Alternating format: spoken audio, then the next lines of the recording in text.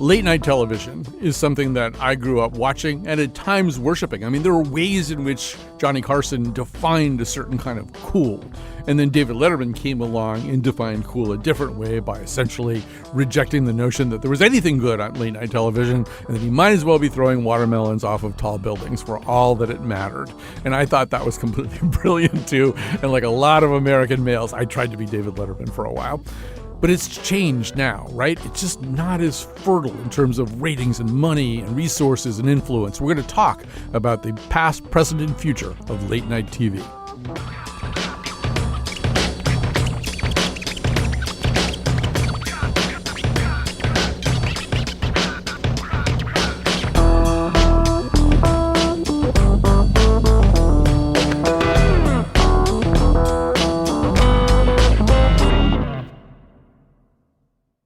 Today's show is about late night television. Wrapped somewhere in that topic is the whole question of whether there is such a thing as late night television.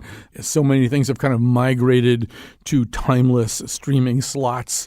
There are also questions about whether networks kind of are preparing to abandon ship around 10 p.m. So many things. There are some big changes going on, a shrinking of audience size, shuffling of personnel. Some people are ending their time on late night television. Let's hear a little montage of that before we get going. Here's some people who are saying goodbye. This will be my last year hosting the Late Late Show. Don't you dare.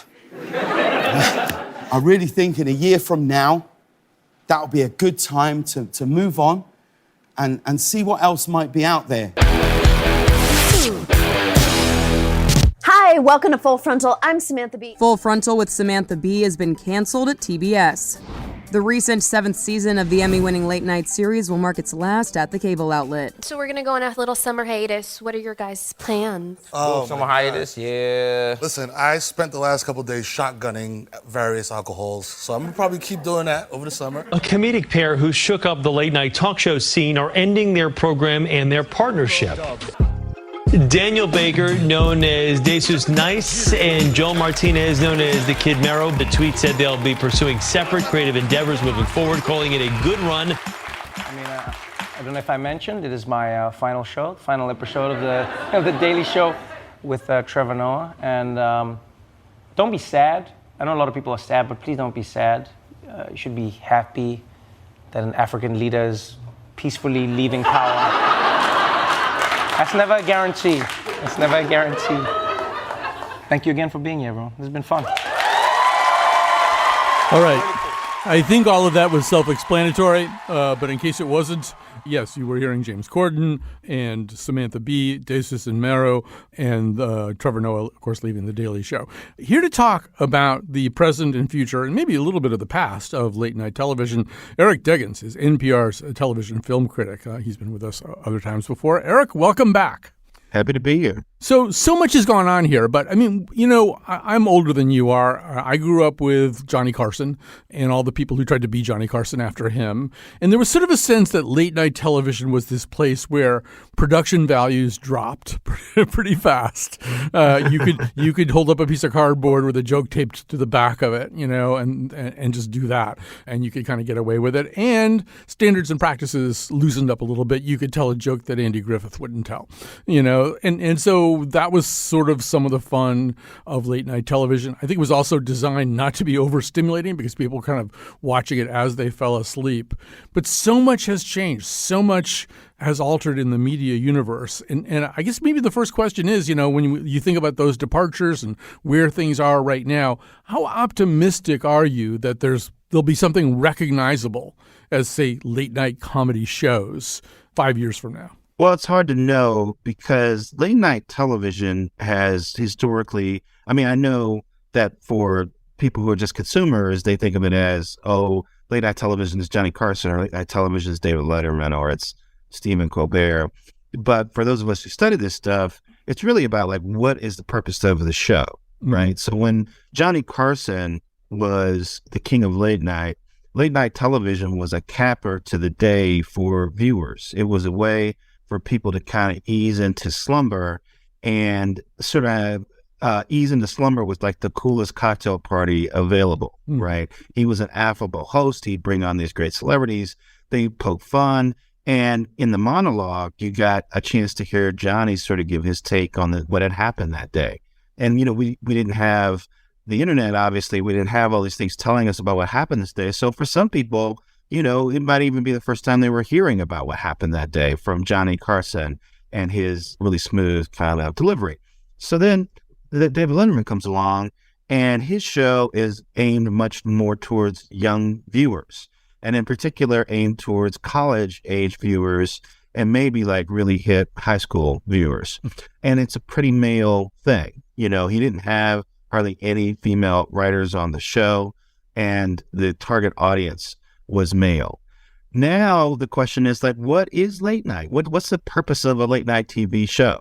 When Stephen Colbert goes on and makes fun of Trump, he is, I noticed this when all the shows came back right as there was this massive conflict inside the House of Representatives over whether Kevin McCarthy would be elected Speaker of the House. And what I noticed about Seth Meyers and Jimmy Kimmel and Stephen Colbert's monologues was that they were all telling me stuff I already knew. I'd already seen the clip on CNN of one of the Republican legislators being pulled back from lunging at Matt Gaetz. And every one of them made a joke about it. But I already knew what had happened. They weren't really telling me anything new.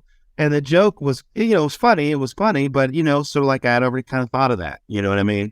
So I think part of the problem that the genre has right now is it's hard to know, like, what's the purpose of a late night TV show now? And what's the audience? Who are they targeting? Because young people these days are not watching conventional television. They're watching TikTok and they're watching Instagram. They're watching shows on demand online. They are not showing up at a specific time to watch a show that airs after 10 p.m., which has kind of been our definition of late night television over the last 30 or 40 years. Yeah, it's sort of weird, and we'll come back to this later when we're talking about Saturday Night Live, because I think it's true there too. But when you look at numbers for these shows, sometimes you'll see these numbers like, I don't know, like Colbert gets 1.3 million people. 375,000 of them are in the target demo, which is like usually 25 to 54. That means a lot of people who are listening are not in the target demo. And I'm assuming a lot of those people, and it's probably not a lot of younger people because, as you say, they're doing their TikTok. They're doing, a whole bunch of other stuff. I think there's the older audience, if you're a baby boomer or all the way down to Gen X, you grew up with late night television, either Carson or Letterman or pick your poison, and so you've got a little bit of that habit. You've got a little bit of that practice. And so this group of people who are not terrifically interesting to advertisers are probably hanging around, making up a substantial part of at least the first viewing audience. Right. You also can't lose sight of the fact that, like, even for me, somebody who's an older viewer, I watched all that on YouTube. They put everybody's monologues on YouTube now. So I don't watch Colbert when he airs on CBS. I watch Colbert's monologue hours before it airs on CBS because they post it on YouTube. And I wouldn't be surprised that if there were a lot of younger viewers, if they are fans of these guys, that's where they're seeing their work. They're seeing them on their TikTok channel or on Instagram or on YouTube. So where people are watching it is different. Who's watching it is different. And I think that's true for all of linear television. The ratings for 60 Minutes interview of Prince Harry came in. 11.2 million people watched that interview, which is a lot of people. But only 2 million of them were in the target demo of 25 to 54. That meant 9 million people who watched that show were older than 55. So I think that's what's happening all over linear television, is that the people who are still watching it are mostly older. Yeah, and I think also people's understanding of time differs. Eric, I remember I was teaching at Trinity College and during the 2008 political campaign, and there was that night where Obama, as kind of a closing the deal thing, he took over an hour on all three major networks. I think I have that right. And it was like on the Tuesday night before the Tuesday of the election. something like that. And I remember saying to my class of college students, okay, so it's Tuesday night. And this is in '08, it's Tuesday night, 9 o'clock. So you guys got to make sure you watch it. Tuesday night, 9 o'clock. And they were looking at me like, what are you talking about? We just watch it whenever we want to watch it. Exactly. And I realized I was the old guy. They were the young people. But we also understood what late night television was in that way. It was the thing you were going to do from 11:30 to 12:30 before you went to bed, or whatever your relationship was, or whichever franchise you were watching. It was sort of, that's how I'm going to allocate that particular hour before I go to bed. Right. And it's nothing to do with that anymore. I mean, I feel like whatever they make right now, they have to make something different. Yeah, well, I mean, what's so interesting about this is that at one time in TV history, when a show aired would determine the content of it, because when a show aired would determine who was watching it. So morning television or daytime television was oriented more towards women, because the idea was that moms and housewives and people like that would be watching daytime television. So it's mostly needed to be geared towards women, because that was the biggest potential audience. Men were off working or at school or whatever, right? And then the idea is that, at the end of the day, that's when men are available to be captured. And, they might be the breadwinners in their home. So advertisers would be interested in getting their attention. And that's when you have more male-centered shows like the late night talk shows. So then that genre develops a sensibility, and it develops a way of handling comedy and talking about topical issues and presenting television. David Letterman and Johnny Carson defined broadcasting in really important ways. So then that becomes what defines late night television. It's not so much when it airs, it is more how it talks about things and the format of the show. If you have a guy who's sitting behind a desk who welcomes in celebrities and talks to them, and has a live band that provides the music, and it's a party kind of atmosphere, that's considered a late night show no matter when you watch it, because Johnny Carson and David Letterman established this sort of unshakable formula. So now the question sort of becomes that now that we're untethered from when it airs or when that potential audience is available, what do we do with the new freedom that we have?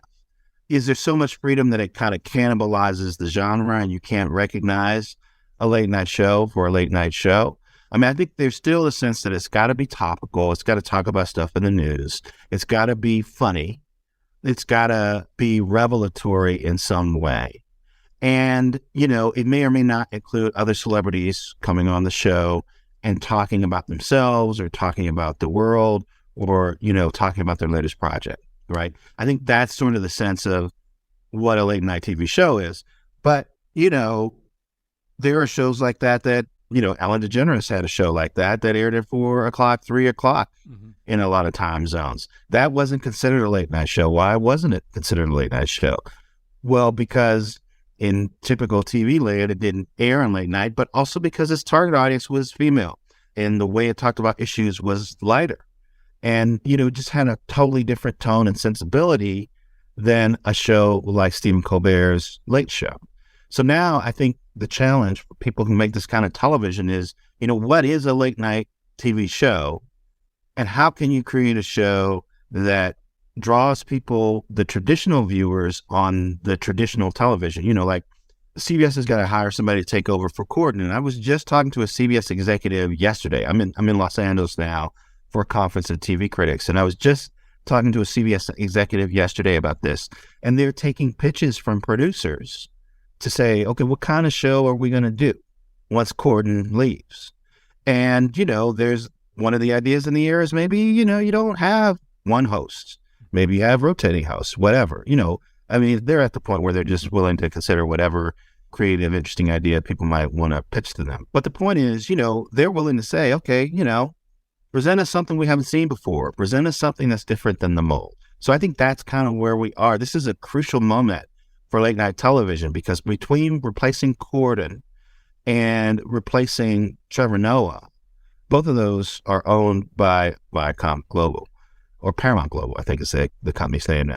So this company is going to make two really important decisions that are going to affect the face of late night television for weeks and years and months to come.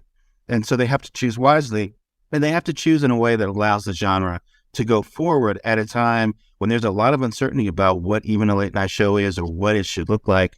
So I don't envy the producers and executives who have to figure out how to make something out of this chaos. Right. And let's sort of take a look at who's still standing and who's not, because I think that's important as well. So Jimmy Kimmel's still there, Bill Maher, Andy Cohen, John Oliver, not exactly a late night show, Seth Meyers, Jimmy Fallon, Gutfeld, we're going to deal with him in the final segment, Colbert, Letterman has his Netflix show now, Amber Ruffin we're going to talk about in a second, The Problem with Jon Stewart. But outside of Amber Ruffin, I just named a whole bunch of white guys. Who's not there anymore? Trevor Noah, Samantha Bee, Hassan Minhaj, Desus and Mero, Lily Singh, Larry Wilmore. Chelsea Handler. There you go, Chelsea Handler. So, and we some of the names that we just said also, I think, are some of the people who might be guest hosting The Daily Show while they figure out their problem. But you look at that and you think this. Either because the white guys are hitting off better tees from the beginning, or because there's something that is militating against the success of more diverse hosts. So as a critic, what do you make of that disparity? Well, I wrote about this for NPR.org back when Trevor Noah first announced that he was leaving The Daily Show. And I just think what's happening is the genre is constricting just as it was starting to open up for women and people of color. And so, unfortunately, a lot of the shows that we're seeing kind of drop off are shows that were hosted by women or shows that were hosted by people of color. And, I think Jimmy Kimmel is kind of fascinating. I'm hoping to spend time with him while I'm here in LA because he is the grand old man of late night TV now. He is the longest tenured late night TV host. And there was a time when no one would have made that bet. No one would have thought that Jimmy Kimmel would be the guy who would still be around after David Letterman left, after Jay Leno left, after Conan O'Brien left. Nobody would have ever perceived that. But he's changed a lot. He's grown into the role. And the genre has constricted, so it is harder for new people to challenge the folks who are at the top of their game. So, Fallon and Kimmel and Stephen Colbert and even Seth Meyers to a certain extent, they're all sitting on top of a legacy that was established by the people who came before them. And that's why they're able to do what they do. The problem is other shows, the way people consume TV has changed so much that it is hard to make money on shows that are in the linear space like this. So I think just as the shows that weren't part of this rich legacy were starting to open up to women and people of color, the genre starts to constrict. It becomes harder and harder to make money on those shows. And so all of a sudden, we find that those opportunities are being closed off for people of color. So one of the people who probably, who already has something and might be in a position to get more in the continuum that we're describing right here is this person. I want to tell you about something that happened to me this weekend, and I want to do it in a song.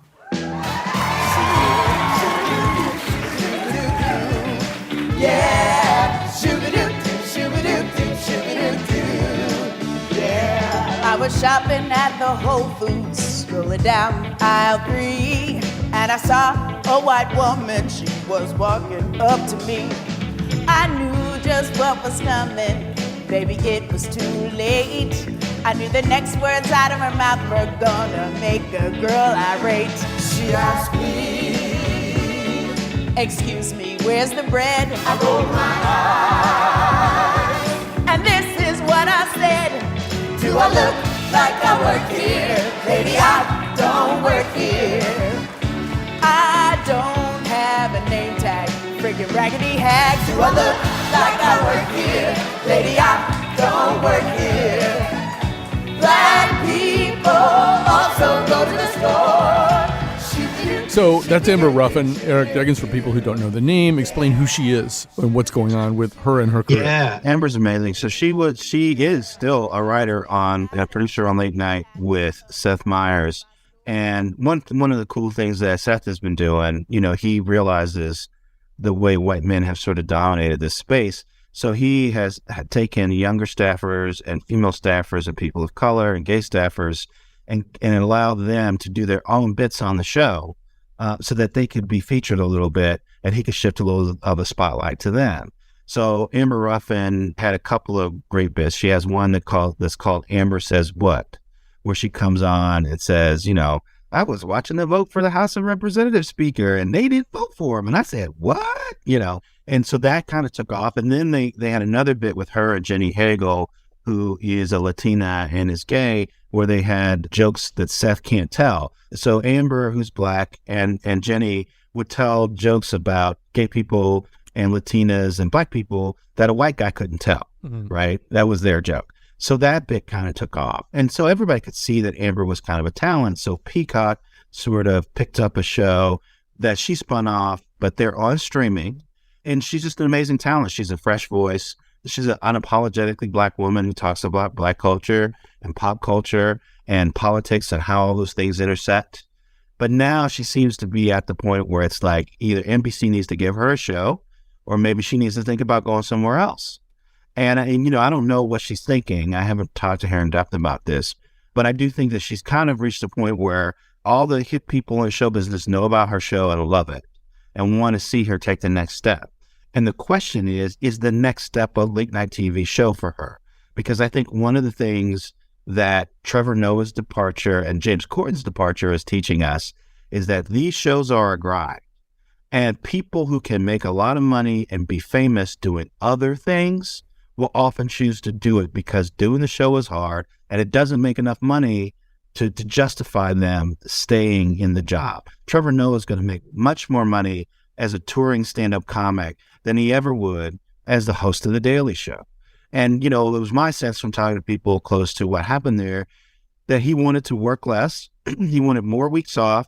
He wanted to work fewer days in the week and he wanted to get paid more. And they were like, no, the viewership of the show just doesn't justify that. And James Corden is another person who's, created TV shows, produced TV shows, starred in TV shows, starred in films. He has a lot of options, right? You couldn't imagine Johnny Carson doing anything other than hosting The Tonight Show. Mm-hmm. You couldn't imagine David Letterman doing anything other than hosting his late night shows. But you can imagine James Corden doing 10,000 other things. and so Sondheim musicals, Broadway shows, he's done all that kind of stuff. Exactly. And Amber Ruffin is sort of at this crucial point where she has to decide, is she going to want to do other things or is this the best thing that she could possibly do? And how do you take that forward? We're going to grab a break here with Eric Deggans. All right, let's take a little break and then we'll come back.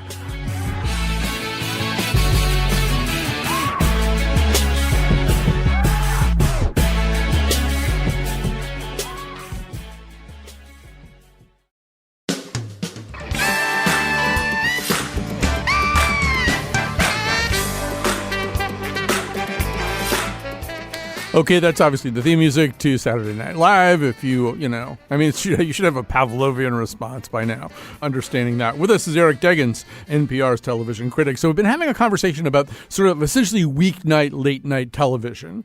But Saturday nights are a little bit different, and they're also a little bit the same. Saturday Night Live is in season 48 right now. There's been a lot of loose talk about maybe it would end at 50 seasons or maybe just Lorne Michaels would leave after 50 seasons. They've also had some major departures. They don't really necessarily have a huge breakout star right now.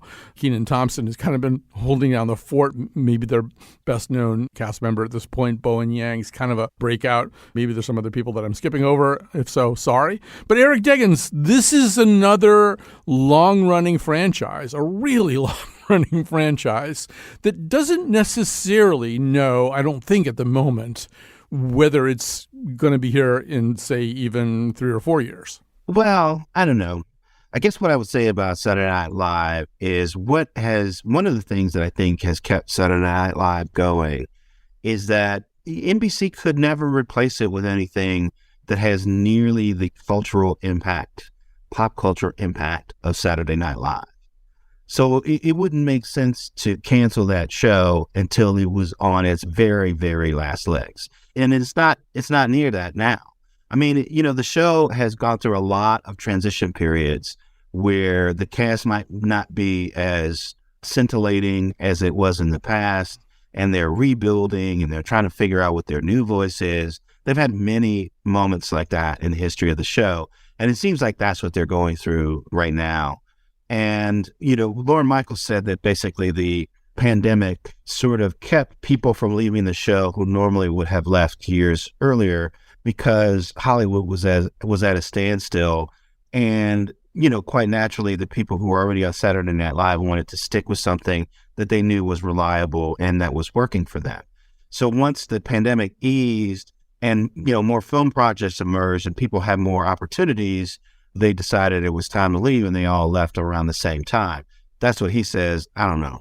My sense is that there's something more to the way all the big names left the show in recent months. But be that as it may, the result for this show is that it's in an intense kind of rebuilding phase. Its recent episodes haven't been super remarkable for that reason. And there's a lot of pressure on Lorne Michaels to reinvent the show one more time before there's talk about him retiring, which, as you said, I think there's a sense that on the 50th anniversary of the show, he might think about retiring.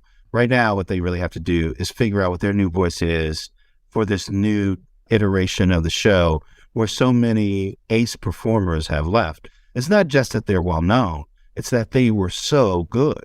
I mean, the one thing, they had a lot of people leave, people like Kate McKinnon, who are just remarkable. She can play anyone, it seems. But they had Cecily Strong, who was, I thought, sort of an under-the-radar utility player who also could play just a wide range of people, and then she left. So now, they have all these young people who are just kind of finding their talents. They've got one guy, the guy who plays Trump, who seems to be a really talented mimic. Right. He's featured a lot on camera, and that is the coin of the realm at Saturday Night Live. He's in so many sketches. He is one of the central players on that show now. So one of the things I think that in particular Letterman taught people is if you're worried about something, if you're worried about an issue of quality, bring it out and deal with it and have some fun with it. So season 48 began in October. The first episode was hosted by Miles Teller. And so the cold open is, and to get this, you kind of have to know that Eli Manning and Peyton Manning, two brothers who are NFL quarterbacks, have been doing this thing on ESPN2 where they kind of comment on what's going on Monday Night Football and make their own little jokes about it and bring other people on. So they did a little version of that. You're going to hear Andrew Dismukes as Eli Manning, Miles Teller as Peyton Manning. All right, let's just play the clip. We decided to check out the season premiere of SNL. There are a lot of changes at the show, which could be exciting. Let's see what they spent the entire summer coming up with. Okay, we got an establishing shot of Mar-a-Lago. Oh, good. Trump sketch. Way to mix it up. All right, now looks like we got a rookie leading a senior cast member into the room. Probably gonna run a simple right this way, ma'am. Right this way, ma'am. Telegraphed it. Oh, and he doesn't close the door behind him. Now he's trying to fix it. The new guy's fully panicking. He's just staring in the camera. Oh, God. And you know what? That might be the only time we see him tonight. Hello, I'm Governor Kristi Noem, and I want to take your abortion rights. What the hell was that? The governor of South Dakota. A political impression that no one asked for. What about a fun impression like Anthony Fauci or Lindsey Graham or Rudy Giuliani? Yeah, well, those were all Kate McKinnon. Damn. I'm not necessarily a big fan of doing something really stupid and then calling attention to how stupid it is and try to get kind of a secondary or tertiary laugh out of that. But they are at least dealing with people's anxieties at this moment. Eric, in all the ways that you said, they don't really have some of the fast horses they used to ride. Yeah, and in fact, that was, in my estimation, the funniest sketch of the night. was them sort of anticipating all the complaints that people were going to have about how the show's not that good and sort of preempting them by saying them themselves. The thing about Saturday Night Live that is tough for people to understand, I think, is that it has to get going. And once they get going, that's how they figure out how to do it. They can't prepare that much for the show when it's on hiatus, when they're not doing it. And you can tell because most of the time the first shows they do when they come back are not that great. It takes them a while to kind of get going, especially now with this new cast filled with people who haven't done this that much. They still don't know who can play what. and who's good at what. And what happens behind the scenes is that certain writers on the show start to champion certain performers who they know can have a great range or can pull something off or are really funny. So once you get something like, Bill Hader, when he was on the show years ago, teamed up with one of the writers and they created this awesome character for Weekend Update, and they did a lot of great sketches together because they knew each other's comedic sensibilities and they could work together. I feel like this season in particular, it's going to be a lot of stuff that doesn't feel fully baked because they are still figuring out what they're doing. Right. And I think the writer, by the way, was John Mulaney. John Mulaney, exactly. And but that's an interesting point because, even if you go back that far, there was a way in which Saturday Night Live could still kind of create memes, things that you could use out of context and people would know what you were referring to. So in the case of Stefan, if you said, well, this club has everything, or maybe this this meeting has everything, a lot of people would know what you're talking about. But the other day, I was at a meeting here, and I said, the character Alex Moffat was doing for a long time on Saturday Night Live, the guy who just bought a boat? And people looked at me like I was speaking a completely foreign language. What in the world are you Alex who? The guy who bought a what? And if you look at their numbers, like the Chappelle thing, which we can talk about in just a second, I think they got up around 4.5 million, something like that, for the first night viewing of it. But I think Saturday Night Live's numbers are not quite what they used to be, and it's one of the reasons they can't insert something right into the culture and have everybody know what it is. Well, I don't know about that. I mean, that character that you referenced, I just think that character was kind of a weak character, frankly. And I don't think it's because people aren't watching Saturday Night Live as much as they used to. I think it wasn't a character that really resonated. That's a rare thing. We get used to it happening on Saturday Night Live, but that is really a rare thing for somebody to come up with a character that just resonates so strongly. Like when Alec Baldwin originally started doing his impression of Trump, that just resonated so strongly with people and touched on so many things that people were concerned about and focused on at the time that it became this huge cultural thing. And in the same way that, Stefan was just such an unusual and eccentric and wonderful kind of creation that it just really resonated with a lot of people. And I don't even think the performers really understood how much people love that character until they stopped doing it and they had a big farewell for it. And people just really, it jacked into that character. They really enjoyed him and showed how much they loved him. So I don't think it's that. Somebody like Eddie Murphy, who came out of nowhere and instantly created classic bits that we reference today, that almost never happens. But we get used to it because now it's part of the lore of Saturday Night Live. I think it's just going to take them a while to figure it out. I don't know that they're going to figure it out. And that's always the danger when you lose so many well-known contributors. It's not just that they're well-known, it's that they're so talented and they're able to create these impressions or these original characters that are just indelible. And that's the challenge that Saturday Night Live faces right now. So, I think when they've done things in recent years that have been brilliant or interesting, an awful lot of them have been where they've been willing to go into kind of edgy and touchy areas, particularly around race. I thought the Black Jeopardy skit with Tom Hanks as the MAGA guy is one of the most inspired pieces of political commentary, never mind comedy, that I've seen in a really long time. And really having Chappelle and Rock there right after Trump's election for that skit in the Brooklyn apartment where all the white people are freaking out and saying this is the worst thing that's ever happened, this is this huge departure. And they're kind of, really? You think so? Because we're kind of used to this stuff, actually. And so they brought Chappelle back, and he was good for ratings, but he also got into some pretty tricky territory around Ye and Ye's anti-Semitism. And it didn't feel like the kind of win that they've gotten on other occasions there. I know you wrote about this. Yeah. Basically, I felt Chappelle's monologue was minimizing some of the anti-Semitism of particularly Kyrie Irving. And it was contradictory. 1 minute he would say something that was sort of try to shrug off the way Kyrie Irving retweeted a link to this anti-Semitic film. And then on the other hand, he would talk about some of the terrible things that Ye did and acknowledge that they were terrible. But I think in the end, he minimized it enough and winked at it enough that people who are anti-Semitic, particularly people who are anti-Semitic who are fans of Kyrie Irving and Ye, felt like he might have supported their positions in a way. And my point was that in a situation like this, you have to be unequivocal. You can't really give anti-Semites any kind of reason to hope that you might be on their side. And what's really necessary, I mean, particularly given the way, I'm African-American myself, and I try to be honest about how Black people and Black culture have struggled with anti-Semitism over the years. And so I think it's particularly important for a Black performer to take an unambiguous stand against anti-Semitism. It is super important. And he had that moment, and he didn't do it. He had that moment, and he didn't do it. So from my standpoint, it was a tremendous failure.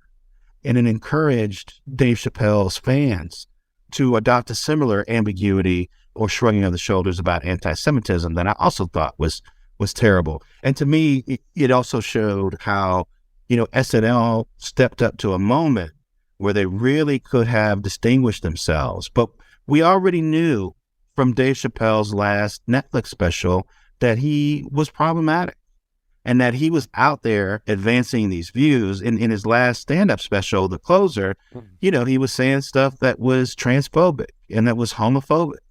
So we already knew he was a problem. And now they're going to give him this Saturday Night Live monologue right after the election. Are you really surprised that when he steps up, he does something that is not meeting the moment in the way that you might wish he would have? Well, if we get to season 51 and Tina Fey takes over the whole thing, we'll be having a different conversation. But Eric Deggans, for now, we have to say goodbye. She's smart to do that. Yeah, yes, I think she probably is too smart to do that. She doesn't want to work that hard. No. Eric Deggans is NPR's television critic. We'll let you get back to the screenings and press conferences out there in L.A., but thanks for taking time for us. Thank you for having me.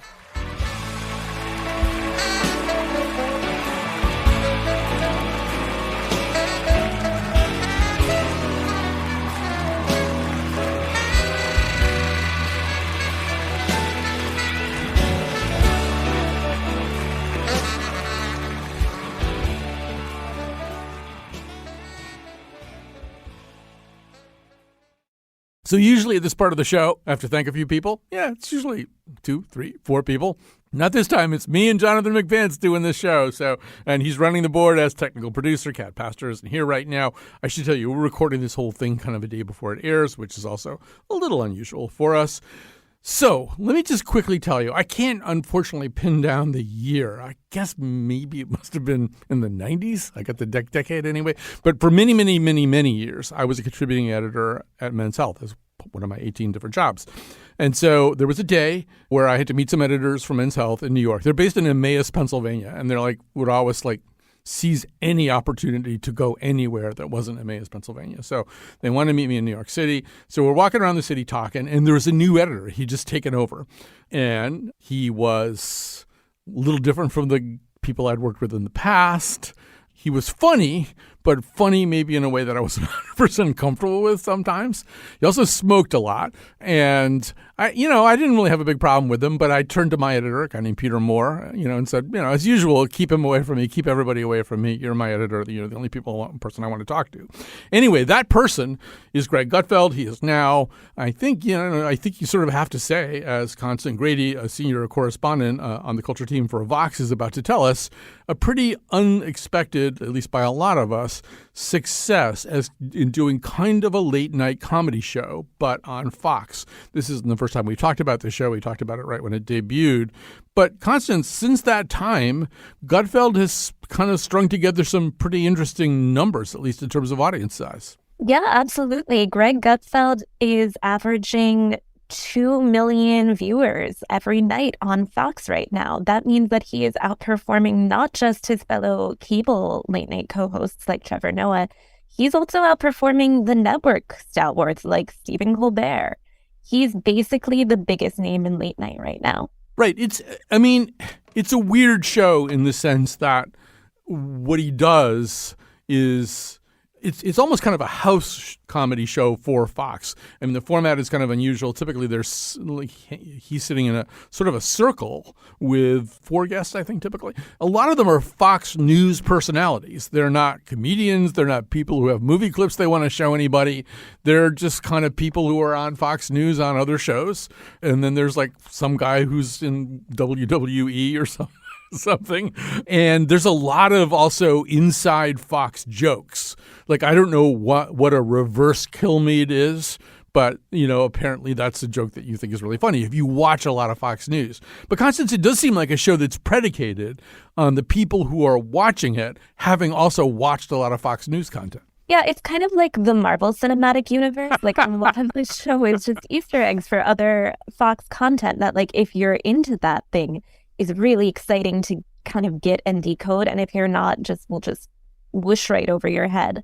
I think in a lot of ways, that's the purpose that it serves. It's a political comedy show for people who are sort of siloed into that Fox News media zone. And now they don't have to go elsewhere for humorous commentary on their news. They can stay in the same worldview. Right. And in that sense, I mean, I'm not trying to cast any asparagus on his impressive numbers, but it's a little different from a typical late night job where you pretty much have to build the audience from scratch. I mean, Stephen Colbert doesn't inherit much. He's inheriting probably the local CBS News. And so whatever audience you get, you got to go get it here. This show kind of has a big bleed, I think, from whatever's on Fox before it, and just from the idea that people are Fox network fans and they don't trust anything else anyway. So why would they ever leave Fox? But, the other thing about this, just from a point of view of format, Constance, is there an audience? I can't really figure out. There's people laughing in the background, but not very many people, not as many people as you would hear, on The Daily Show or whatever. I can't figure out, are there people there? There's definitely a live audience there. It tapes in New York City, sort of off Times Square. You can see people lining up outside the building to get into the live audience. It's actually kind of a hot ticket. I think that because the vibe of the show is a little bit laid back, I think that's one of the selling points of it, that they're sort of positioning liberal comedy as being kind of high-strung and not really that funny. And this is more of a hangout show of just people who all work at this network together. Sometimes the punchlines can be sort of softer, so you get a less intense reaction from the audience. Yeah, that's a really good explanation, because I've been very puzzled watching it and trying to understand, well, it's a comedy show. Why aren't people laughing a lot harder? So for people who haven't heard it before or seen it before, I'll give you a little bit of this. This is the December 13th, 2021 episode. And here is Gutfeld. He's going to be talking to Brian Stelter, who I think probably was at CNN at that particular moment. I tell Chris Wallace that maybe this is not the best time to go to CNN.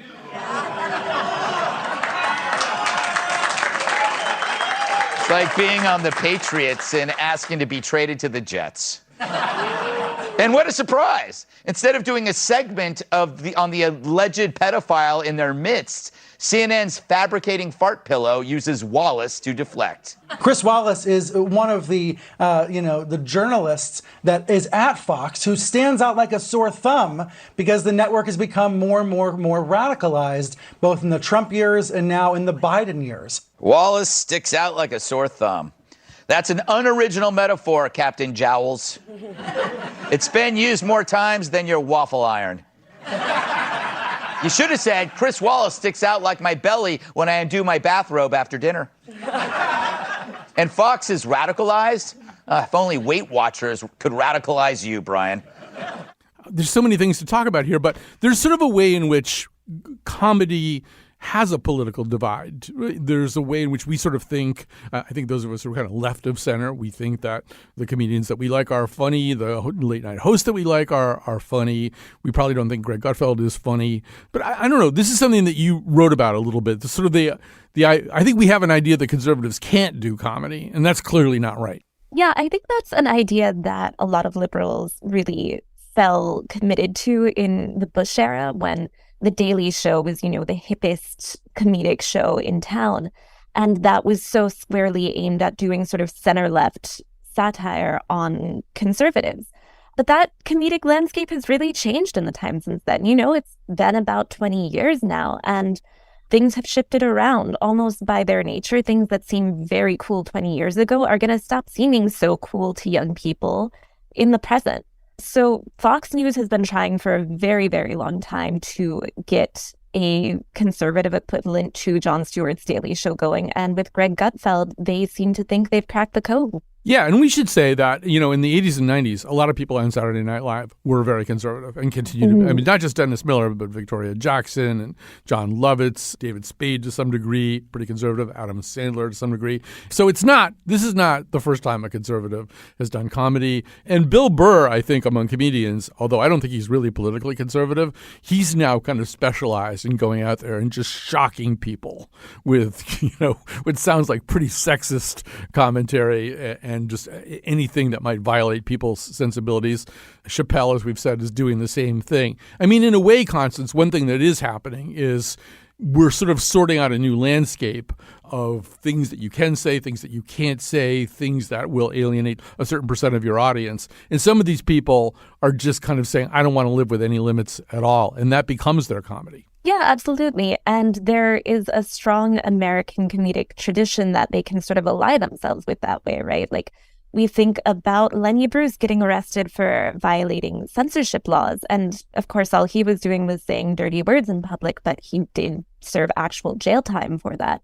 So there's this sort of built-in mythology that a figure now who is, say, getting his YouTube videos demonetized because he's using racist slurs, a lot of us can say that's not the same thing Lenny Bruce was doing, but he can say, well, I was sent to YouTube jail just like Lenny Bruce was sent to YouTube jail. And so I'm part of this same tradition of speaking truth to power, which is very, very exciting and feels transgressive and cool, I think, to a lot of younger people, especially younger men who are part of a very lucrative audience that the media desperately wants to tap into. I think the other thing is, and you're already touching on this in a way, but comedy typically does exist in transgressive places and kind of on the fringes rather than in the mainstream. The closer it gets to power, the more that it struggles to seem funny or funny in the kind of transgressive way that comedy can be. And you make the point, and I think it's a really good one in your article, that, people like Stephen Colbert and John Oliver, Trevor Noah to some degree, Samantha Bee, some of these people who came of age on The Daily Show when The Daily Show was, as you say, this during the Bush 43 era, this truth to power thing that was really sort of calling people out on their BS. There's a way in which those people have now migrated into what feel like slightly safer or more powerful or more mainstream spots, which may open the door to somebody like Gutfeld to call them on what he perceives to be their BS. Yeah, absolutely. I think once Steve Colbert has taken over Letterman's show, he is in this position kind of as a sort of comedic patriarch, and he might still be a very funny man with still really good comedic technique, telling good jokes, but it intrinsically all feels a little bit safer because he's doing it from such a position of power. And that young male audience that was really glued to The Daily Show and to The Colbert Report and thought that Steve Colbert was just the funniest thing in the world, that young male audience now is more interested in a figure like Gutfeld or Joe Rogan because I think their liberal-leaning parents consider those figures so troublesome and frightening. It feels edgy to them. Another thing that I noticed with Gutfeld is, Colbert's a great example. So Colbert has just tremendous craft, right? He has a lot of acting training, a lot of comedy training. I mean, he can sing in productions of Company. He's just like a really, really talented guy who's really polished up what he does. You could say the same thing in different ways about people like Fallon and maybe in a different way, Kimmel and people like that. But there's a way in which Gutfeld doesn't even really sound like a comedian. He doesn't really hit his beats all that well. His delivery is odd. There are stumbles that a professional comedian would probably try to get rid of. And I wonder if that rejection of craft is also a little bit of the kind of up yours mainstream media attitude of his show. Yeah, that's so interesting. And I think you're right that Gutfeld is not a traditionally trained comedian in any way. As you say, he started off as an editor and in a text-based world and really moved on from there. So his performance chops sort of rely on his charisma on the camera, which I think is there in this sort of laid-back way. But you're quite right that his version of a scathing monologue is going to feel less crafted and less polished than a Stephen Colbert version of that monologue. And that does have a little bit of the sort of scrappy, we're not like big comedy, we are pulling ourselves up by our bootstraps sort of ethos that I think could definitely appeal to a Fox News audience. Right. The message is almost, I'm not that good at this, and I shouldn't be. All right. Well, listen, it's a fascinating article, and it's great to meet you, Constance Grady. We thank you so much. The article is the Right Winning the Comedy Wars? Constance Grady wrote it for Vox. Thanks for joining us today. Thanks so much for having me. And thanks to the rest of you for listening to today's show. We'll be back tomorrow unless, for some reason, we don't show up.